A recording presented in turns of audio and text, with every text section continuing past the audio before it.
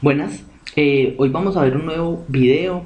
Ya habíamos visto en los videos pasados cómo sacar una base, cómo esa base se determinaba si era óptima o no era óptima.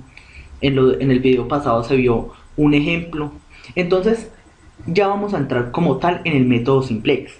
¿Qué hace el método simplex? El método simplex es un método para resolver problemas de programación lineal, resolverlos de forma muy fácil. Es el método por excelencia de la programación lineal. El método simplex, ustedes van a encontrar mucho sobre ese método. Entonces vamos a hablar cómo este método funciona y cómo optimiza esto. Entonces vamos a hablar del formato en el que se trabaja, que es en realidad se trabaja como si fuera una tabla. Entonces nosotros tenemos un problema, vamos a suponer que este problema ya le hemos hecho la primera parte y escogimos una primera base que era x1, x2 y llegamos a este valor, llegamos a este nuevo problema de optimización. ¿Sí? Entonces ya teniendo ese nuevo problema de optimización, nosotros podemos decir que vamos a plantear un nuevo problema. Un nuevo problema no, vamos a reescribir este problema acá.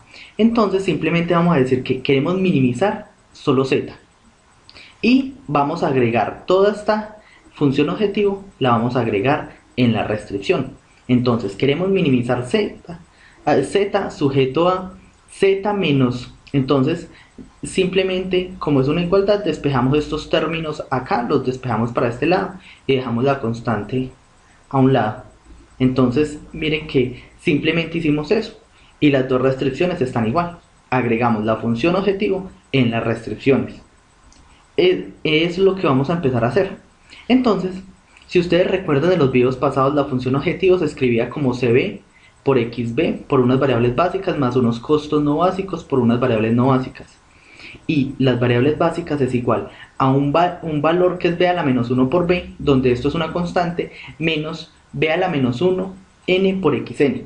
Esto es un vector, obviamente, un vector de constantes donde va a estar la solución actual. Esta son las variables no básicas y esto lo podemos reemplazar. Acuérdense que lo reemplazamos en la función objetivo.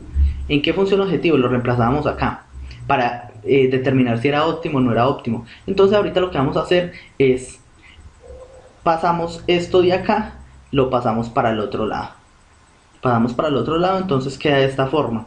Entonces reemplazamos xb de la forma que se encuentra acá.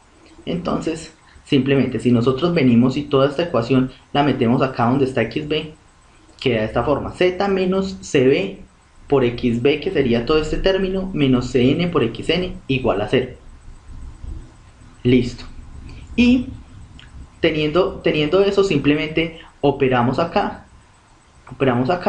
para obtener este término y obtener este término de acá, y vemos que esa función objetivo quedó en términos de las variables no básicas. Entonces combinamos estos términos acá con respecto a las variables no básicas. Entonces la función objetivo quedó de esta forma. Entonces el problema reescrito queda minimizar z sujeto a z menos cb, que esto es una constante, la cual eventualmente la pasaremos al otro lado, más esto de acá, que es cb por b a la menos 1 por n por cn. Recuerde que estos términos de acá determinaban si el punto era óptimo o no era óptimo. Si no recuerdan eso, ver el video pasado por este xn. Y obviamente estaban las otras restricciones, las restricciones de más que tenemos. Entonces xb, las variables básicas, igual a b a la menos 1 por este valor de acá. Para que quede también como una restricción, obviamente este término de acá con las variables no básicas se va a pasar para el otro lado. Entonces al final va a quedar esto: minimizar z sujeto a z más z más este término de acá, de las variables no básicas, este término, si ustedes lo ven acá, y ya hicimos lo que le dije, la constante que tenía acá lo pasamos para este lado de acá, igualado a este término. Y acá abajo, xb de las variables básicas, que sería este xb de acá, y pasamos estas variables no básicas para el lado de acá. Entonces quería más b a la menos 1 por n por xn es igual a b a la menos 1 por p. Si ustedes van y miran y se preguntan, bueno, pero ¿qué es todo ese cuento que este man nos está echando? Muy sencillo. Este cuento, para los que ya conocen el método simplex, este es el cuadro simplex. Donde esto de acá, donde esto es una fila solamente. Esto de acá es una sola fila. Y esto de acá son tantas filas como ecuaciones tengamos.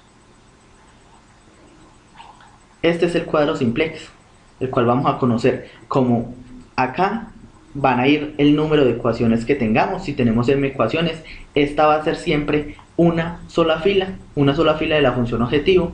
Este es un vector, esto es un vector, fila, y esto es una matriz. Esto es una matriz. Esto por lo general es la matriz identidad de las variables básicas. Si ustedes ven las variables básicas, siempre solo hay una por cada ecuación. Y está igualado a estos términos. Esto es lo que vamos a llamar cuadro simplex. Y desde ahí vamos a empezar a realizar todos nuestros cálculos.